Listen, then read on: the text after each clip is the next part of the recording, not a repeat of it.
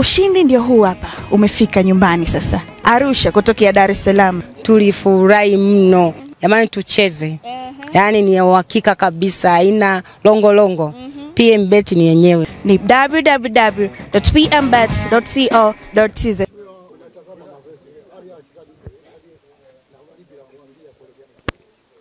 Hali ya wachezaji ni nzuri, kama mimi na nyinyi wote tumetazama mazoezi na mtanielewa, nyinyi ni mashahidi, mtanielewa nikisema kwamba hali ya wachezaji ni nzuri na inatia moyo. Sisi wote ambao tumekuwa hapa tumeyafurahia mazoezi haya ya mwisho kama tunaangalia game yenyewe, na naamini hali hii itajiakisi kwenye mchezo wa kesho.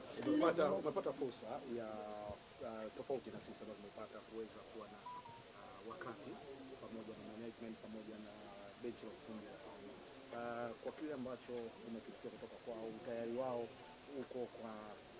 uko namna gani kwa asilimia ngapi? Kusema kweli, uongozi wa klabu ya Simba, benchi lao la ufundi na wachezaji wanafanya kila kilichopo ndani ya uwezo wao kupata ushindi kwenye mechi hii. Wanajua ukubwa na uzito wa mechi hii kwa klabu ya Simba, lakini wanajua ukubwa na uzito wa mechi hii kwa nchi ya Tanzania. Ili tukilichukua itakuwa ni kombe letu la kwanza kwenye ngazi ya vilabu vya wakubwa na timu za taifa vile vile kwa timu za Tanzania.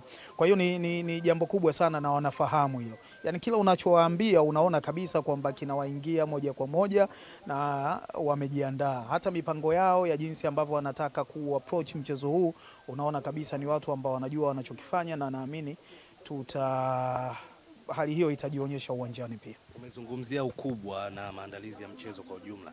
Serikali imeanza kwa kutoa ndege. Tungependa kufahamu, hatujasikia ahadi rasmi kabisa kuanzia bao la mama hilo la kwanza, na endapo Simba atachukua ubingwa, kitu gani hasa kama serikali imewaandalia? Kwanza kwenye bao la mama, kwa sababu tuko kwenye nusu ya kwanza hizi finali, tumalize mchezo wa kesho alafu ahadi itakuja. Lakini kwenye bao la mama, Mheshimiwa Rais ameniagiza kusema kwamba bao la mama sasa hivi ni milioni 30. Kila goli ambalo wachezaji wa Simba watalipata ni milioni 30, na nilisahau kusema hapa wakati naongea nao, lakini tutapata nafasi ya kuwafikishia ujumbe huu. Kwa hiyo ukatili wao, na nimeiwekea alama za kufunga na kufungua, ndio utajiri wao kesho. Sikuja na hela hapa, lakini nitawahakikishia kwamba mabao watakayofunga tukifika nyumbani watakutana na hela zao hapo. Alafu hiyo ya bonus ya kwamba wakishinda kombe hili watapata nini, tutaisema tukifika nyumbani. Moja ya vitu ambavyo mimi huwa nawaambia wachezaji kila wakati ni kwamba wao wanaujua mpira kuliko sisi technically. Kwa hiyo sisi tunachokuja ni kuwatia moyo na kuhakikisha kwamba wanafahamu kwamba tunawaunga mkono, tuko nyuma yao, na yale yote yanayotakiwa kufanywa nje ya uwanja tutayafanya. Ile kazi ya ndani ya uwanja ndio ambayo sio ya kwetu, na tunawategemea wao kuifanya. Ndio hicho kitu ambacho kimsingi nimekuwa nikiwaambia na nimewaambia leo tena.